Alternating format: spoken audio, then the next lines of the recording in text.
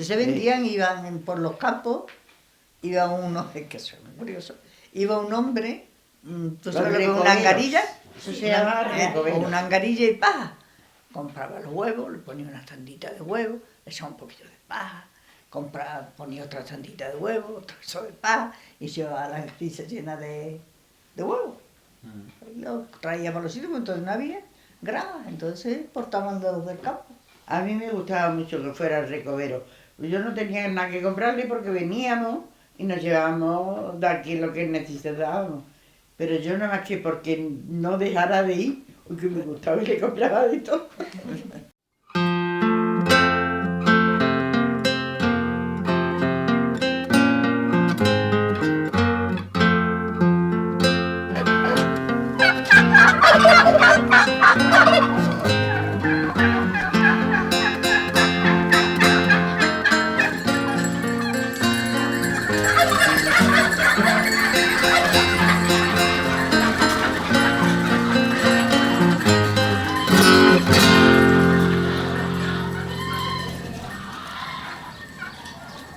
España y Portugal, sobre todo España, llega a lo que es a Nueva España, que es lo que es México hoy en día, y se encuentra un animal domesticado, ampliamente insertado en la alimentación de las poblaciones que allí viven, y con ya digo, una gran difusión y un gran censo, y con mucha tecnología de manejo.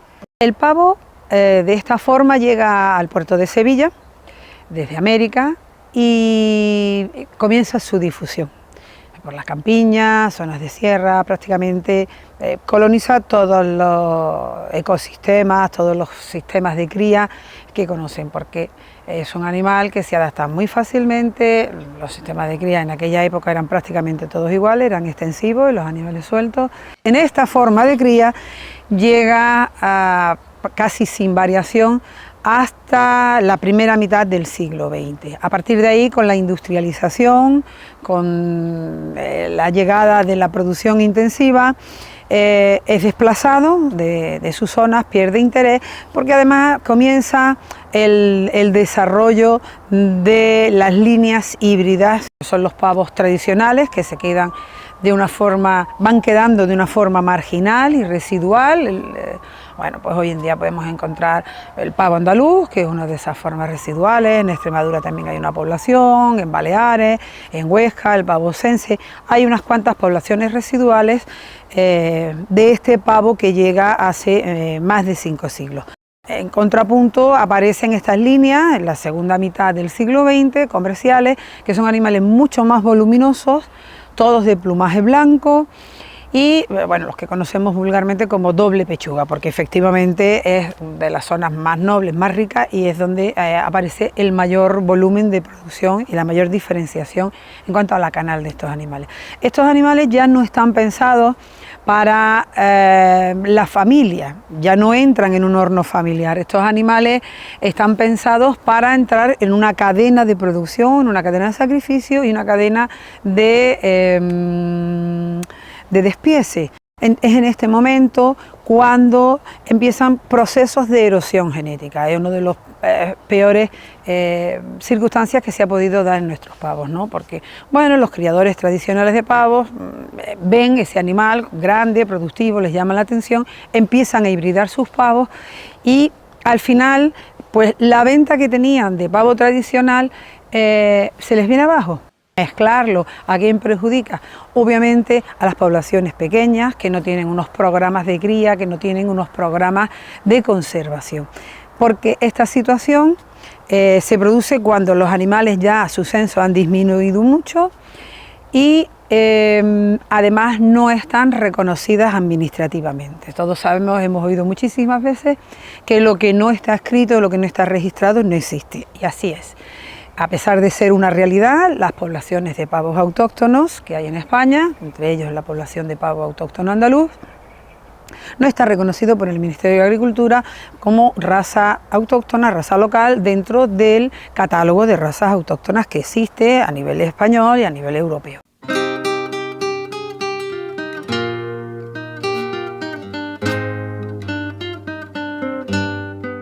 Cuando yo era pequeña, pues mis padres pues tenía una huerta muy grande, y tenía ganado, tenía de todo, pero a la vez criábamos unos pavos. Yo he visto en casa hasta 6 pavas echadas, incubando las pavas. Recuerdo tengo de estaba chico, nos hemos criado en el campo, y mi madre pues sacaba los pavos cuando y yo los veía que ya los ponía para allá. Yo decía, y si le tenía que echar la manilla, yo me vamos a llevarme los pavillos para arriba y para abajo, pues lo ayudaba desde que tengo uso de razón. En mi generación no teníamos pavos, pero mi padre siempre me contaba de que cuando él sí era pequeño y vivía en el campo con su familia, sus hermanos y tal, pues que tenían su bando de pavos, y que, bueno, como eran muchos hermanos, a la que le tocaba estar pendiente de pastorear y de recoger y estar pendiente de los pavos, pues era mi tía Francisca, que con 7 años pues tenía que ir detrás del bando pavo para que no se perdiesen ni se extraviasen. Bueno, llamarlo andaluza es reciente, es decir, pero durante toda mi vida aquí en la explotación, en la finca, mi familia ha criado siempre pavos, es decir, es un animal complementario junto con la gallina, y lo he conocido desde toda la vida. Es decir, no ha habido años que nunca haya tenido pavos, siempre hemos tenido. Son pavos de generación tras generación, conservando su instinto, su forma, su morfología, su resistencia. Entonces, te puedo decir que desde que nací, es decir, ya había pavos en mi casa. No concibo, digamos, la explotación sin pavos, es una cosa que está impregnada en la familia. Desde chica yo los criaba mi madre y luego los he seguido criando yo, así que yo desde chica siempre los teníamos. Eran negros, no eran blancos como los de ahora. De plumaje así canelita o negros. Esos son los clásicos de por aquí. Todos los clásicos de por aquí. De toda la...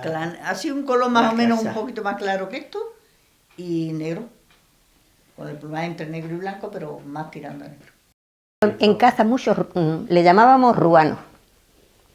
Era una mezcla entre negro y gris, ¿sabes? Una mezcla. Ese era un pavo muy bueno, el ruano.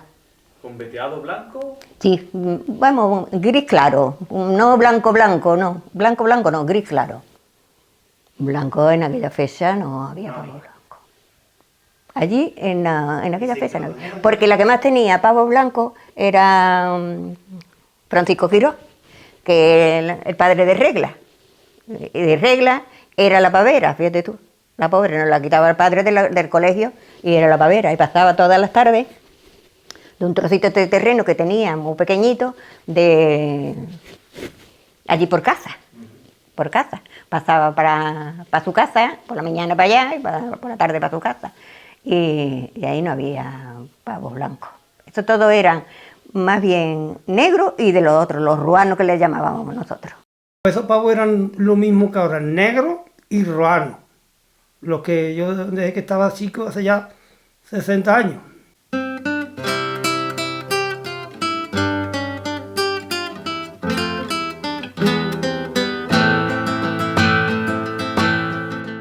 Salían cuando a los 29 días, salían los polluelos, entonces para la comida pues le cocíamos huevos y se lo desmigaba y la madre lo enseñaban a comer.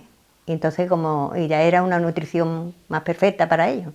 Y se le daba pimienta negra, granos de pimienta negra cuando nacen para que estén calientes, se le echaba en el pico la pimienta negra.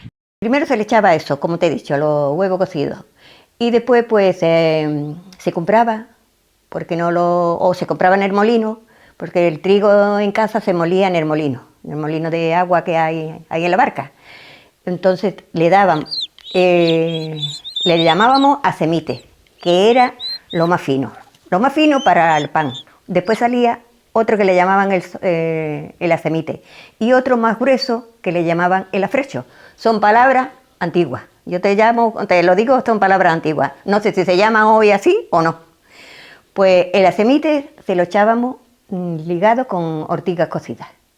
Hacíamos una masa y la madre lo enseñaba. Y con las ortigas muy menuditas cuando son pequeños. Y ya cuando son grandes, pues se las echaban ya más grandes.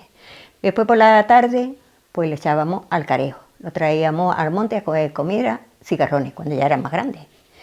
hasta que ya se ponían para la venta con 6 o 7 kilos, 8. Quien quería uno, pues se vendía también, pero la venta estaba concentrada para Navidad. Las vísperas no, un poco antes, como del 6 al 20 de diciembre, pues se vendían los pavos. Y vivíamos junto a un camino, y es un camino real, no es una carretera. Un camino real y pasaba por ahí todos los... Eran el camino real desde Cortegana hasta Aroche. Entonces, si pasaba un coche, no pasaban coches, porque entonces en aquella época los coches no eran muy pocos, pero las caballerías, todas las cosas pasaban por ahí y pasaban los pavos. Te digo que me acuerdo de eso de mi madre, venderle los pavos y esperar un ratito a que pesaran los pavos y demás, y coger nosotros, chicas, debía de ser bastante chica, cogiendo los huevos que las pavas, al pararla, pues ponían. Cogían los huevos que las pavas iban dando. Que las pobres, cuando las paraban, pues ponían el huevo y los llevaban así. Iba un chiquillo o dos, y el hombre que iba al carro aquello se iba con una caña. Nosotros los consumíamos y si había bastante, pues se vendían los demás. Como de antes iba el recobero, como se decía, con un burro con angarillas, y los metían allí, los pesaban, los metían allí, y luego ya ellos pues los vendían por el pueblo. Pasaban por la frontada del camino, pasaban, le llamábamos los paveros o las paveras, para llevarla al monte a comer cigarrones, que hoy en día no hay cigarrones. Llevaba los rastrojos ya cuando ya tenía 7 u 8 años, y allí los careaba, porque granos no había como ahora, y allí los tenía, me los traía. Según muchas veces me decía mi padre, llévatelo otra vez, que ahora está un poco rato, me lo tenía que llevar otra vez. Son muy más fáciles de pastorear que las gallinas, los puedes pastorear como un rebaño de rumiantes. Una vara y una cañita con un trapito en la punta y los conduce como quieres, donde quiera que le tire la caña, ellos obedecen.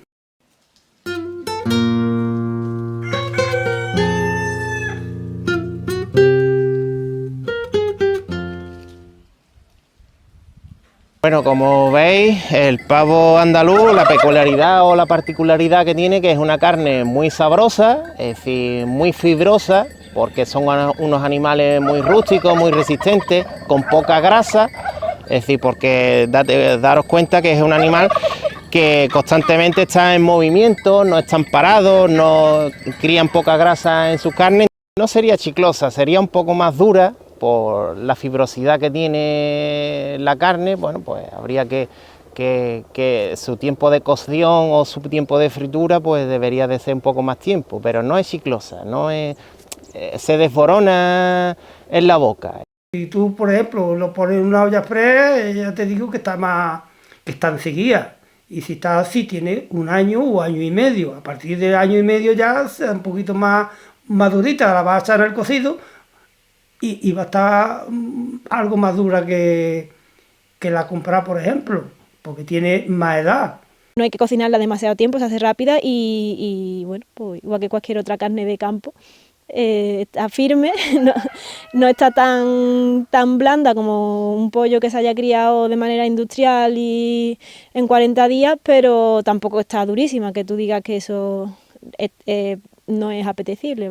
Es difícil de preparar, es decir, es una carne, digamos, que tiene sus momentos, sus periodos, y normalmente, pues bueno, a lo mejor necesita un poquito más de tiempo en su cocción o en su fritura. Eso pues lo que hace mi mujer es que la pone en la olla express un poquito antes, la pone un cuarto de hora antes o 10 minutos, y las hace antes en el cardo, para que le guste más tiernecita, porque va a estar un poquito más dura que el tocino, y ya lo gradúa y sale igual.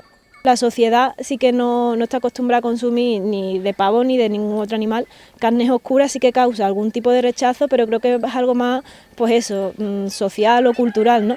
Que no creo que esté asociado el color de la carne con que tenga mejor o peores cualidades, pero bueno, se nos como de pequeños educa que las cosas tienen que ser de tal forma, y parece que si no es de color blanquito, pues la carne pues pueda ser menos apetecible, o no sé, pero por mí no. El supermercado está más que criado con pienso y sus temperaturas, y además está menos hecha, y tú echas un muslo de un pavo comprado en la sartén y encoge mucho, embebe bastante. Y echa uno de estos y si acaso lo que es que se pone más gordito que... Vamos, lo echa de una manera y sale de igual un más gordo. Lo enfocaría como algo exclusivo y de un paladar a lo mejor selecto, es decir, para restaurantes que quieran poner un plato o algo exquisito de ese pavo que se ha criado en unas condiciones totalmente diferentes de uno industrial. Lo que tenemos, venderlo bien. No buscaría un rendimiento mayor que ya lo tenemos con otras razas más eficientes y demás, ni en huevos ni en carne, que tampoco este se quede corto, con un manejo adecuado, pero si quiere ser comercial, el que quiera ese animal, ese huevo, que lo pague, que pague esa calidad, ese manejo sobre todo y sobre todo el precio.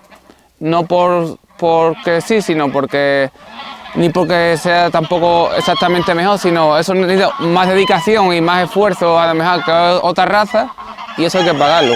El que se acostumbra a comer carne de... ya no quiere otra. Ya la gente joven no, la gente joven quiere otra cosa, más que el pollo, que la pechuga blanca, que no tiene ni casi ni color a carne, pues eso es lo que mucha gente joven prefiere. Y mis hijos no, mis hijos están acostumbrados y los quieren más de carne de aquí. Y mucha gente todavía.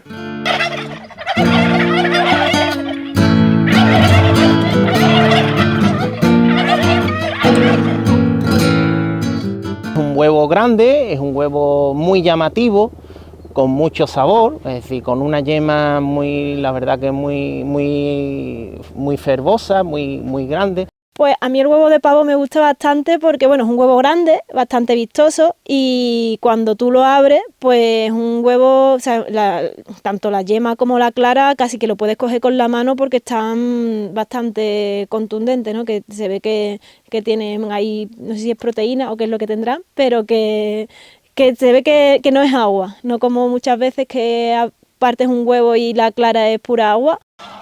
Creo que como tiene más yema y demás, a lo mejor para hacer dulce y eso puede como ser mejor que las gallinas, pero tampoco hay tanta diferencia. No hay tanta diferencia, se puede usar igual que el de las gallinas y quizás para repostería sea mejor.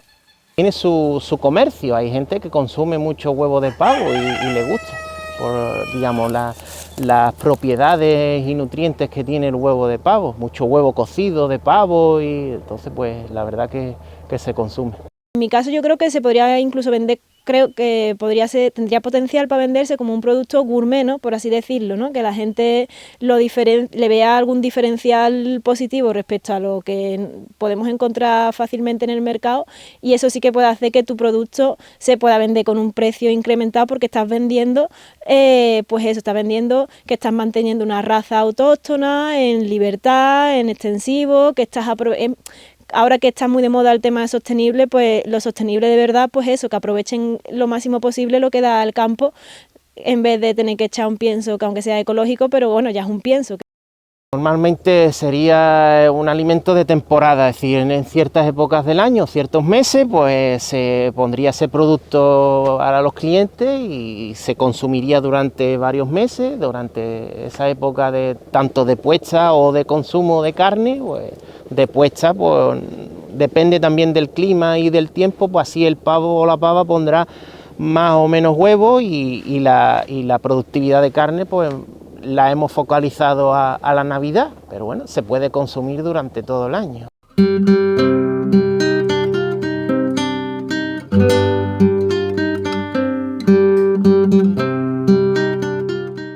Sí, de toda la vida. Es decir, normalmente son recetas que pasan de padres a hijos y de madres a hijas. Pero que si no la hago en salsa con tomillo, laurel, salvia, ajo, cebolla no le echo, pimienta y le hago como una sarta y pimiento y entonces se come en salsa con patatas fritas o solo en salsa. Los huevos aquí se consumen en tortilla, tortilla de patata se consumen los huevos.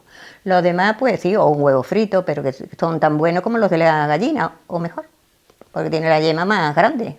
Sí, en Navidad siempre se mataba un pavo o dos, porque éramos muchos, no había las cosas que hay ahora, no había frigoríficos, no había de todo eso, y entonces pues mi madre los cogía y cuando eso pues los mataba y le duraba medio 2 semanas en sal, o los metía en algo que estuvieran fresquitos y había que ir matando conforme fuéramos consumiendo porque no había congeladores. Mi madre los ponía de todas maneras, los ponía fritos, los ponía en salsa, los ponía en el cocido, y muchas cosas hacía ella con croquetas, que casi tampoco había, pero mi madre hacía cosillas de esas ya, y en filetes, las pechugas las hacía filetes, en fin, y guardaba por una semana porque entonces comía cocido casi todos los días, y le echaba muslo, le echaba según los cubiéramos. Yo ahora digo, yo era el más chico de mi casa y echaba menos. Lo primero pues le tenía que echar 2 muslos para poder comer carne todo.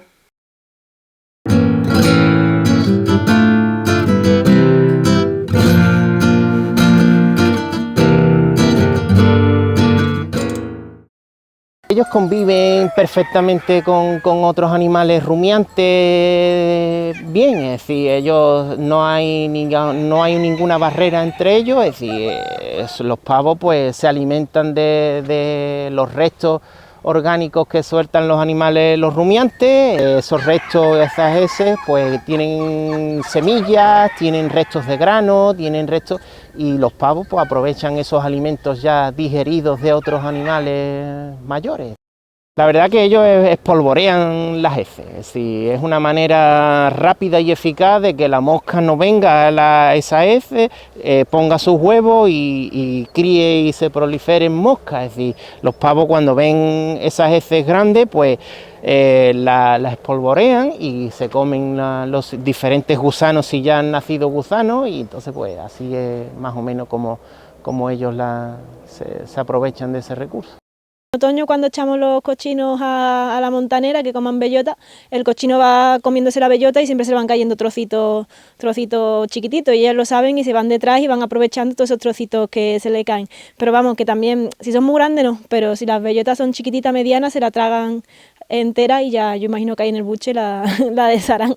La aceituna lo mismo, algún año, el año pasado por ejemplo que no hubo aceituna, todavía quedaban en el suelo aceitunas del año anterior, pero ya secas, resecas. Y cuando matábamos algún pavo para comérnoslo, le abríamos el buche para ver y tenían aceitunas que se estaban comiendo, pero no del año pasado, sino del anterior. Y bueno, todavía en cualquier época del año puedes encontrar huesos de aceituna en el buche, que eso te dice que se están comiendo la aceituna, que al menos, pues eso, está seca desde hace meses ahí. Cada época comen lo que haya. Si hay pasto seco, comen las semillas del pasto y los insectos en verano. Comen mucha hierba en invierno, primavera cuando hay. Si hay frutos como aceituna, bellota, se los comen.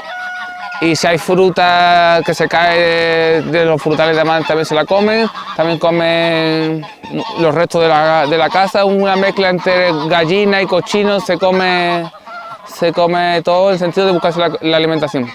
Cortarle la delantera que a lo mejor se ven algo verde y salen corriendo y tienes que gorberlo, porque si hay un ande arbolea, por ejemplo, que haya una morea, las moras se las beben y entonces pues tienes que cortarle porque ya los heces van volando donde está la morea, salen corriendo y volando para comerse las moras que se han caído esa noche. Entonces, lo que hace que por un lado positivo que se busque la vida, por el otro lado es lo que dice, yo no quiero pavos de estos y compro uno blanco, porque el blanco lo pongo aquí y no se me va. Entonces ellos empiezan a explorar buscando alimentos y llega un momento en el que, bueno, ellos cogen campo adelante y no les importa cruzar barrancos, saltan los vallados, acaban en la parcela de enfrente, y sí que creo que sobre todo si vas a tener bandos grandes, al final acaban ocupando una extensión bastante grande de terreno, ¿no? Que bueno, extensivo, pero extensivo de verdad. Un tractorista muy bruto de la Carlota que viene y llega y dice, ¿tienes pavo en aquel lado la albina? A ver lo que va, que te lo van a... digo, pues voy a ir por ello. Y la albina está a 1,5 kilómetros de aquí. Es una albina, es un arroyo que corre el agua, y dice, es una albina. Y viene y dice, tan precioso, tan colorado como tomate y tan aquel lado albina. Eso te lo van a quitar. Venía el hombre, bueno, corriendo con el tractor a decirme dónde estaban los pavos. Nosotros realmente empezamos con el pavo un poco buscando eso, ¿no? También para sacar gallinas, pues todo el mundo nos decía que las pavas eran muy buenas madres y que era más fácil sacar gallinas, incubar con pavas, ¿no? Además son más grandes y les caben más huevos que a una gallina. En general las pavas sí que son muy buenas madres, tienen mucho celo, cuando se quedan hechas tienen mucho instinto de quedarse hechas en los nidos, como nos ha dicho también antes Rosy. Cuando empiezan a poner huevos por ahí por el campo, llega el momento en el que se quedan ahí, les da igual a los depredadores, les da igual frío, la lluvia, lo que sea, que ellas se quedan hechas en el nido.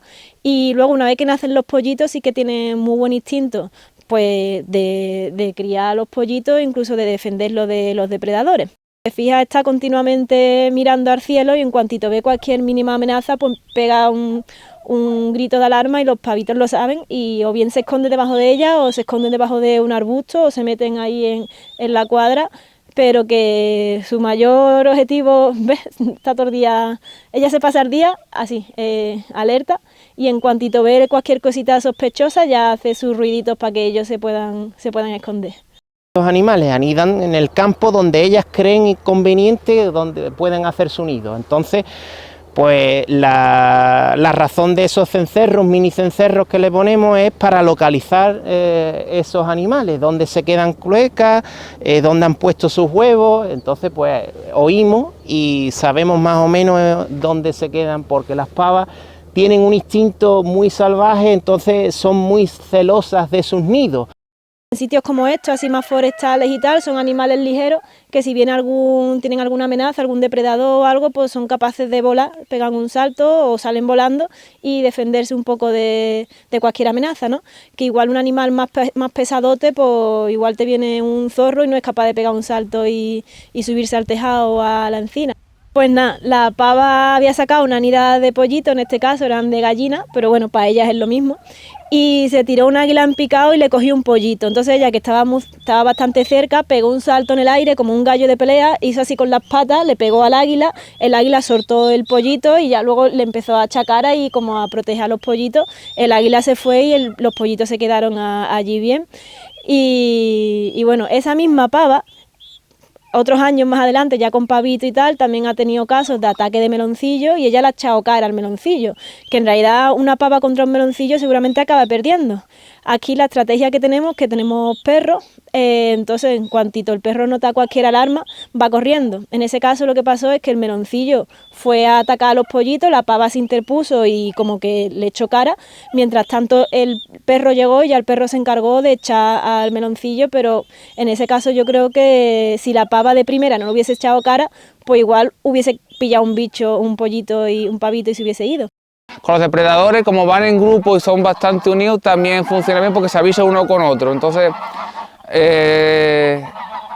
están siempre alertas y no es tan fácil que tener baja porque avisa a uno, se suben los árboles y demás y bueno, se escapan bastante bien de los depredadores.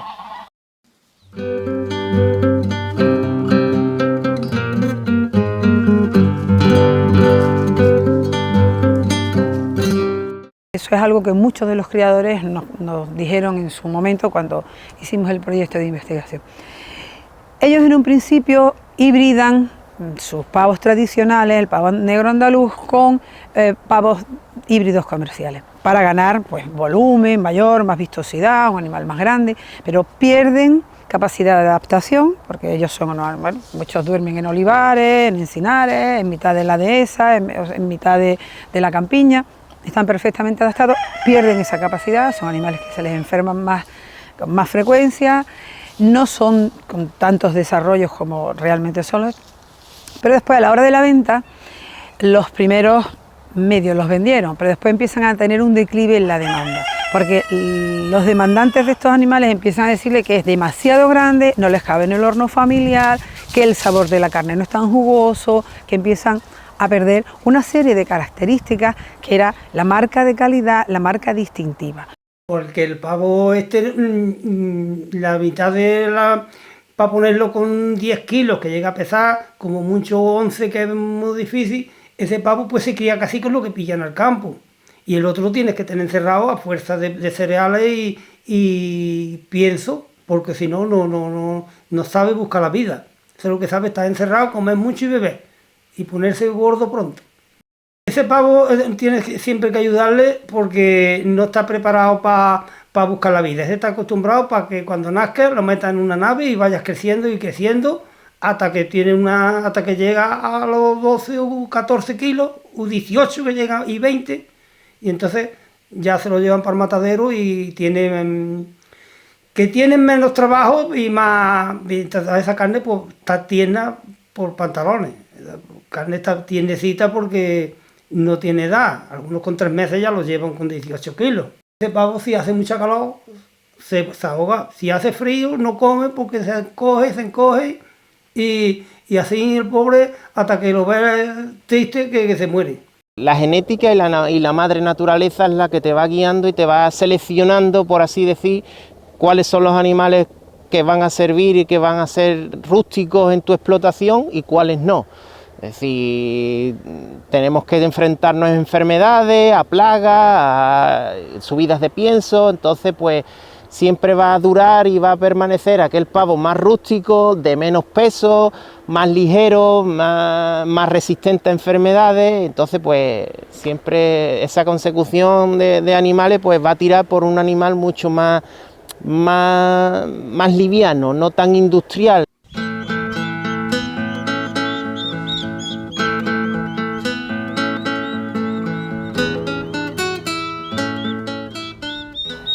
El desarrollo de este vídeo se marca en un proyecto de innovación docente que a su vez se nutre de un proyecto de investigación sobre el pavo doméstico y el desarrollo en este mismo proyecto de investigación de una tesis doctoral.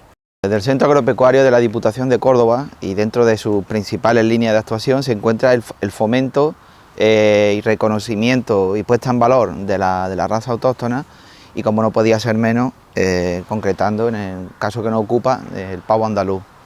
El trabajo desarrollado con esta raza pues se inició con una recogida de huevos de distintos orígenes, de distintos criadores, en los que bueno, a priori pensábamos que podían tener animales en poblaciones más o menos aisladas y en pureza, ¿no? Digamos, que no había recibido introgresión genética de otras razas, ¿no?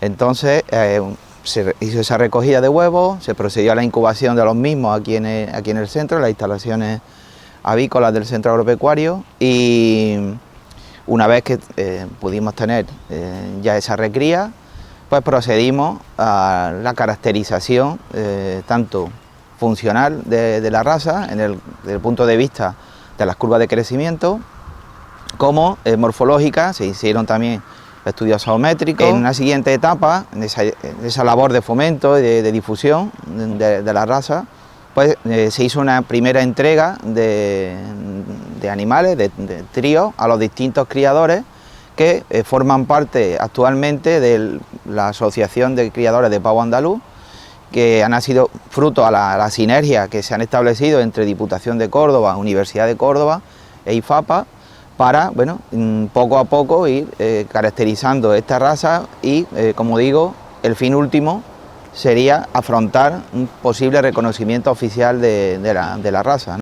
Este proyecto de investigación, que hoy estamos contando y participando en este proyecto de innovación docente, precisamente aborda esa deficiencia, caracterizar, saber lo que hay, qué censo, desde el punto de vista sociológico también, por qué se crían, cómo se cría, quién los cría, cuáles son sus cualidades, su huevo, la calidad del huevo. Es un huevo más pequeño que el de las ocas, pero mayor que el de las gallinas, se consume, qué calidades tiene, la carne.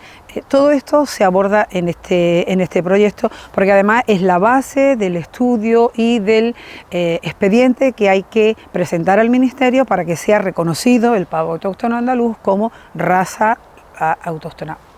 Pues previsiblemente será reconocida, cuando lo sea y estén todos los estudios presentados y todas las justificaciones, como una raza amenazada, porque debe estar en un programa de protección. Eso ya lo vimos con otra tesis que se realizó sobre los estudios genéticos cromosómicos de los animales, ¿no? Y vimos ya el resultado, que efectivamente esta es una población autóctona. Se comparó con pavos de América, con pavos mexicanos, con pavos de países de Irán, de Oriente Próximo, otras poblaciones españolas, la mallorquina, la de Murcia, y se ha visto que efectivamente tiene una entidad genética propia.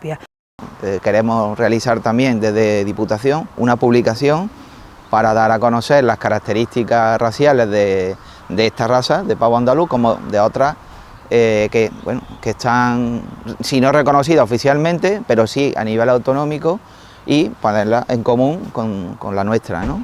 ¿Qué tipo de conservación podemos encontrar? Pues en primer lugar la que está dentro del sistema productivo, que es conservación in situ, in vivo, con los animales dentro de su sistema productivo, y otros dos tipos de conservación, que es ex situ.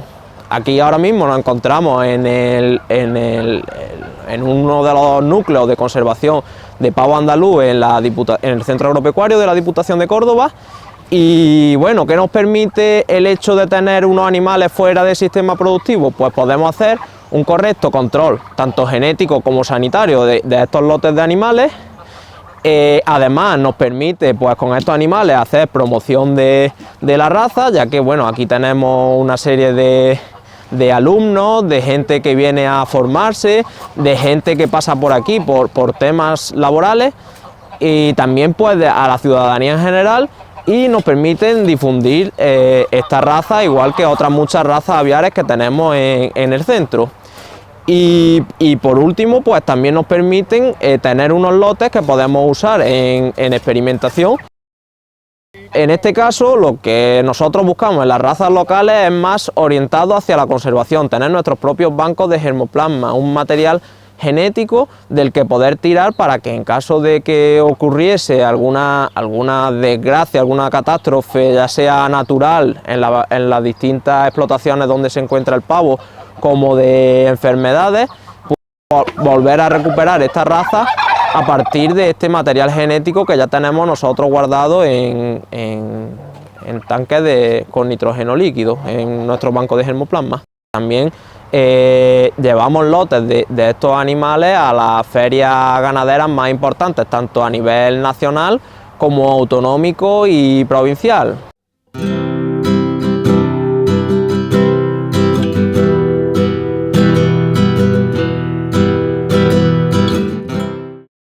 A partir de ahí nos lanzamos a trabajar con ella, a describirla y a desarrollar todo lo necesario para que sea reconocida administrativamente y pueda gozar de las medidas de protección y de ayuda para sus criadores, que obviamente deben estar integrados en una asociación de criadores. Esa también es una de los logros que se hace con el proyecto de investigación, es poner en marcha una asociación de criadores que está funcionando y se llama ACPA, Asociación Criadores de Pavo Andaluz.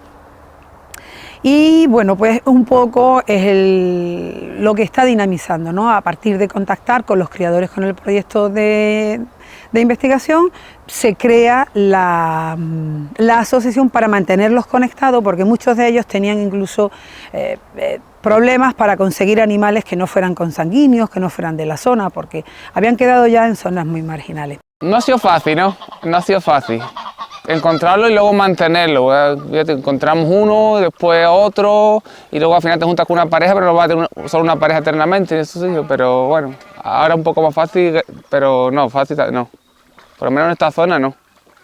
Entonces siempre viene bien meter animales distintos, pues a veces es difícil, o te tienes que desplazar lejos, molestarte mucho, que no es como otro animal que cualquier vecino te da un macho, una hembra, te da huevo. Eso ahora mismo, por lo menos en esta zona, sí complica un poco tener los animales que uno quiere a veces, sí, porque es muy poco, entonces sí, eso lo complica un poco. La asociación se ha constituido, pues bueno, para aglutinar a ciertos criadores que están dispersos en esta asociación, darle una visibilidad a un animal que, bueno, que está ahí, que realmente está ahí, que se ve en ciertas fincas, en ciertos cortijos, en ciertas casas, darle una identidad, sobre todo, es decir, que no veamos que es un animal más, sino darle su valor, digamos, tanto patrimonial como genéticamente, y para eso se ha creado la asociación.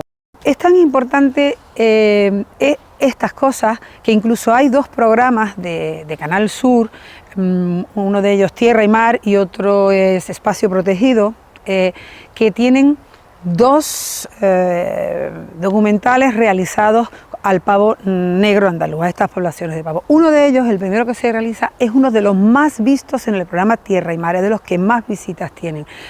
Hay todavía muchas personas que recordamos cómo se criaban esos pavos, cómo se consumían, y entonces eso nos da idea del vínculo que hay todavía entre lo que comemos, lo que somos, nuestra cultura, nuestra soberanía alimentaria, ¿no?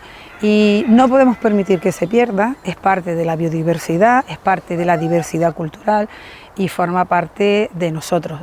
Sin duda, si no cuidamos nuestro pasado, no vamos a poder tener futuro.